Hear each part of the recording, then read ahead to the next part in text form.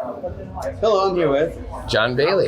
John Bailey. Can you introduce yourself a little bit? Yeah, I'm a voice actor. I've been a voice actor for 10 years, and I've worked on tons of games and fill in for a lot of famous folks, and do a lot of stuff for things like Transformers and XCOM and Marvel vs. Capcom Infinite, and yeah, a lot of cool stuff, man. Would you be able to go a little bit more into like your Marvel vs. Capcom and a little? Yeah, I did some creature voices for the symbiote warriors from Marvel vs. Capcom Infinite, and I'm also the Asgardian warriors, as well as the they're good and evil at two different points. But yeah, additional voices for that game.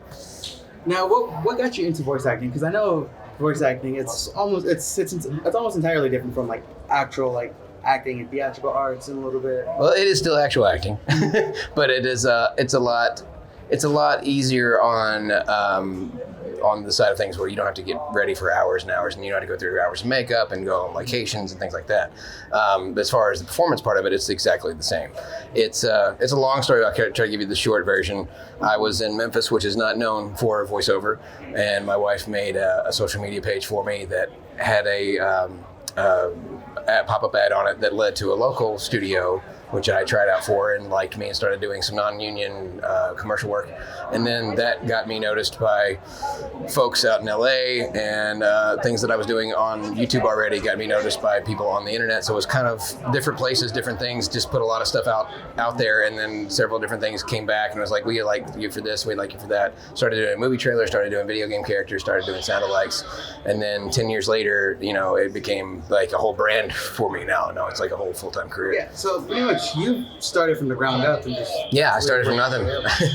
I mean, that's almost like a real like Cinderella story. Kinda, yeah. I when I was 5 years old, I heard Optimus Prime. Well, I heard the actor that does Optimus Prime's voice on the original Voltron cartoon, and when I heard his voice doing that, Voltron, Defender of the Universe, I was like, man, that's what I want to be one day. I just want to be that. I didn't really know what that meant. When I was a teenager, I did a lot of research to find out who did what voices and find out any information about voice acting I could find out, because back then there wasn't much internet and there wasn't a lot of information compiled for it yet. Now it's kind of easy. Back then you had to really work for it. Yeah. And I talked to the people I could talk to. I got as much information and coaching and whatever I could find out about it, and then from there, I just did what Ian McKellen said.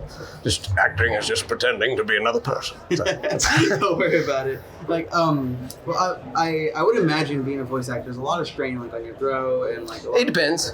It depends on the job. There are some vocally stressful work, especially in video games. Video games often require battle screams and victory cries and getting hurt or attacking other people or attacking other characters or creatures or whatever.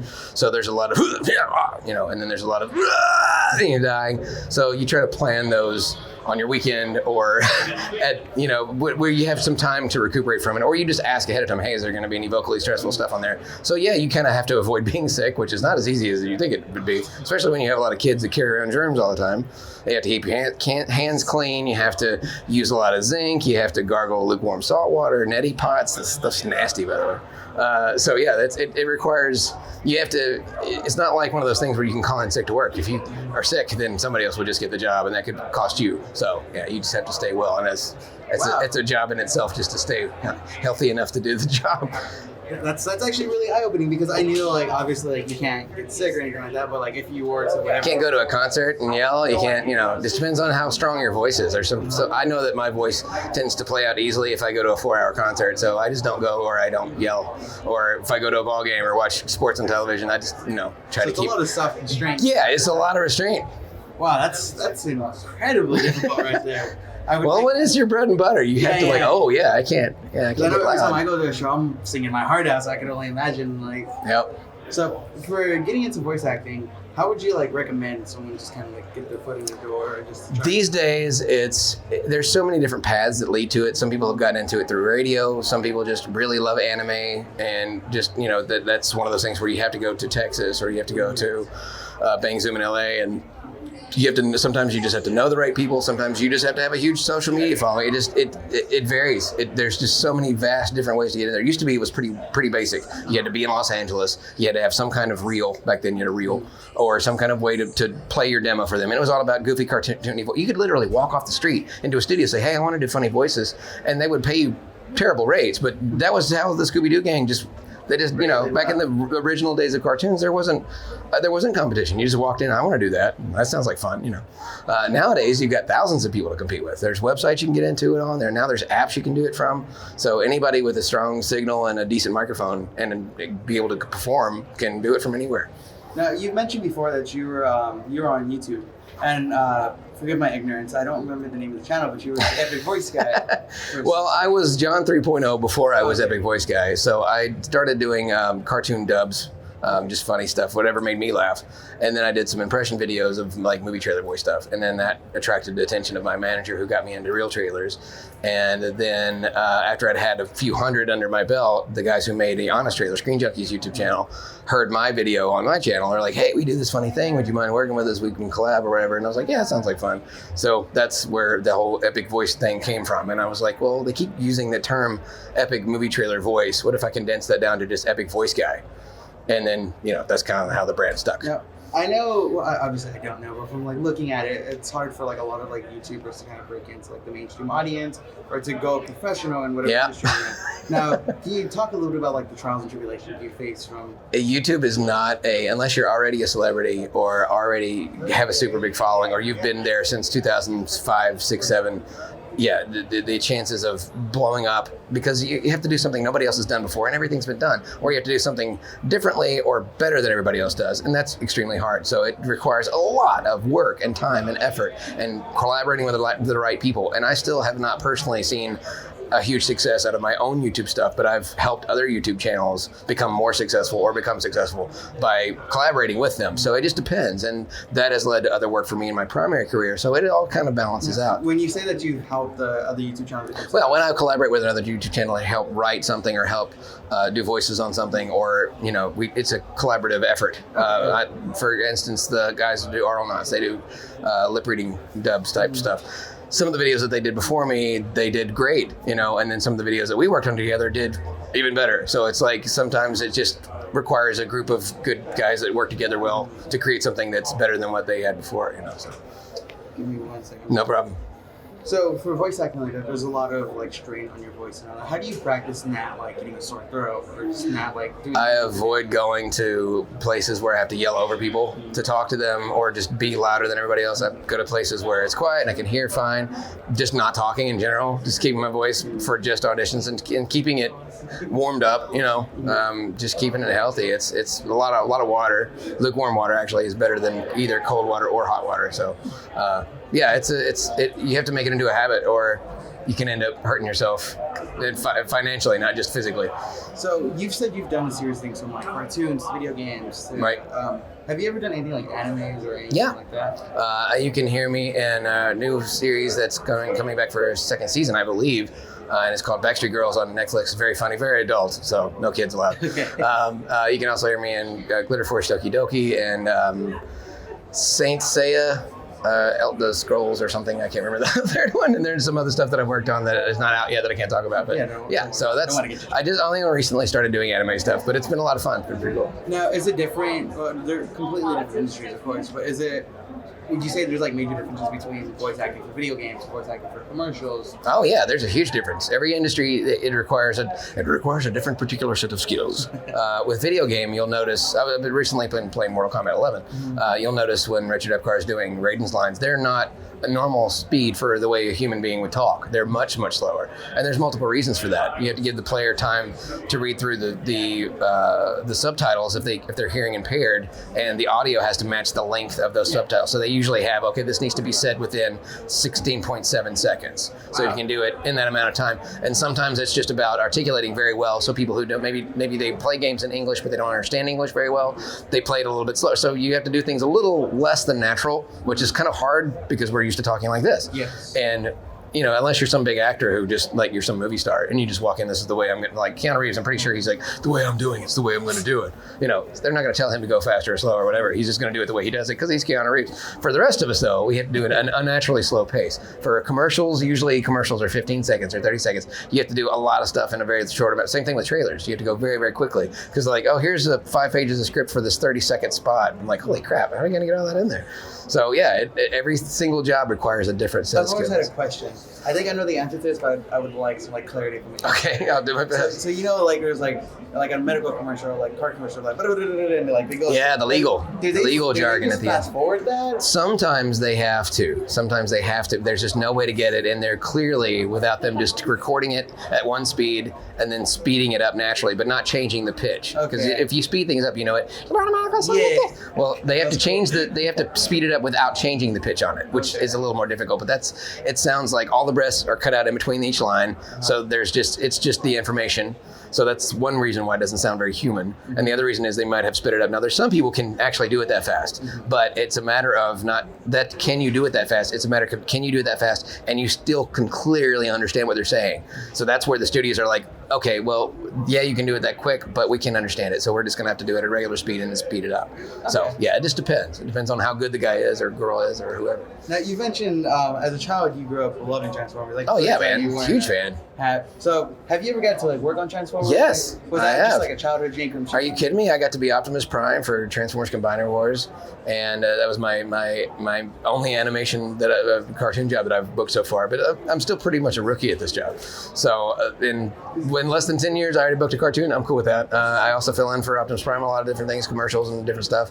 And then I got to be Shockwave and Soundwave in the Bumblebee movie that came out this past on digital and DVD this past February. And they are my two favorite characters of all time. So getting to do them in a major movie alongside the voice of the guy who inspired me to do this career is freaking crazy cool. Do you just feel like a kid in a candy shop? Are you kidding me? I watched I've seen that one scene at the beginning of Bumblebee like 50,000 times. That's probably underestimating. You know, I've said this too. I'm like, that's probably borderline one of the best scenes because it really is cool. I would love to see like you could tell the people behind the scenes like that movie. Well, I remember when I first recorded it, I didn't realize that it was actually Travis Knight in there in person. Because usually when you go to a big studio like that to record any type of voice stuff, usually it's ADR, which means it's either temp voices or it's just dubbing over something that already is up there. Okay. So, but they usually just have a booth director, somebody who works at that studio that's in that room, just kind of get good reads out of you. Very rarely is the director of the movie or the show or whatever it is. So I'm sitting there having this conversation about Shockwave and Soundwave with Travis Knight, like we're just bros that like Transformers, and he's playing me the unfinished animation for that scene, and even unfinished, it was the coolest thing I'd ever seen from a Transformers movie, and I was like, that is so freaking. He's like, oh, it looks terrible. Like, are you kidding me? This is better than everything I've ever seen combined. And then they had like all the original cartoon characters. They had a whole montage of clips so you could hear what the original voices sounded like before you recorded for each one. I was like, that's dedication. That's really cool. That does sound like I can like picture it out of my head right now. I'm like, wow. And I didn't know it was Travis Knight until after I was done with the job, and I was like, oh crap, that was Travis Knight. So I looked him up on Google, because I mean, you know what Lucas looks like, you know what Spielberg, but I don't know what all these directors look like. I knew what he'd worked on, I just didn't know what he looked like. You know, I think that's probably a good thing you didn't do it. Probably, or else I probably could have freaked myself out and it's been terrible. Now, is there any characters or any kind of like particular show or genre that you haven't done that's kind of like your white whale that you wanted? I mean, I'd like to be a regular / recurring character in an animated series, and something that's in my wheelhouse, something that's new that I came up with the voice for, you know, that I auditioned over everybody else out for, you know, and it's something that's cool and in that pop culture realm, either an anime or animated series, you know, not some YouTube, you know, cartoon short or, you know, digital short, but an actual network series of some kind. That's hard to do though, man. It's got a very small circle of voice actors that do everything, and they're, you know, top brass. They're the best of the best. So to compete with that, it's a lot of work and it takes time. I'm glad you brought that up, because I was going to lead to my next question. Like, at least from my knowledge, I'm aware that like a lot of like gaming studios or animations, they like to kind of keep it in-house with voice actors, at least from what I've seen. And for someone such as yourself to like essentially come up from the ground up, is it kind of hard to get your name in there? Or? It is. You have to build up your own brand, which is why it's so important to have a strong social media following as well. Because if you can find a thing that you're good at, and then you can make yourself well known for that thing publicly, then word will get around, and you just have to go to events like these and try to network with people. You have to go to conventions and go to panels, and I went to the Business of Voice Acting panel at Comic-Con and the Cartoon Voices panel every year for like 10 years straight, and now I'm going to be on those panels. Like I was on the one for WonderCon, now I'm going to be on the one for San Diego, the Comic-Con this year. So I mean, if you work hard enough at it and you designate it your goal to get in that group, and you just keep doing it and learn as much as you can and get as good as you can get, eventually it's just a matter of time. So now, You've said this multiple times that having a strong social media presence is key. It's not the key, but it's important. It's essential. It is. Yeah, I would say it's essential. Even if it's a necessary evil, it's still something that everybody needs for any brand. How would you describe like someone to manage their social media? I'm still trying to figure out social media myself because they're constantly changing it. They're constantly. Instagram changes the algorithm once every 2-3 months, so you have to constantly stay in the know. Be researching on what changes and figure out on your own like what works and what doesn't until you can afford somebody to help you with it, or just find friends that are good at it, or anybody that's better than you, and learn. A lot of people just come straight to me and like give me all the answers to how to fix this. I'm like, well, guess how I figured out a lot of this stuff? I just looked it up and just kept asking questions from other people. So just keep asking until you figure it out, because not everything is going to work for everybody. You have to figure out what works for you and what are you the best at. I'm best at doing voices. I'm best at doing impressions. I'm best at doing things that are funny. So I try to take those 3 things and combine them into something that people will like. And even at my meager 40,000 followers on Instagram, it's still something, and I did all that by myself, minus collaborating with some other people, but I didn't have anybody that just gave me the followers or bought them or... I still can't believe that's the thing people like here.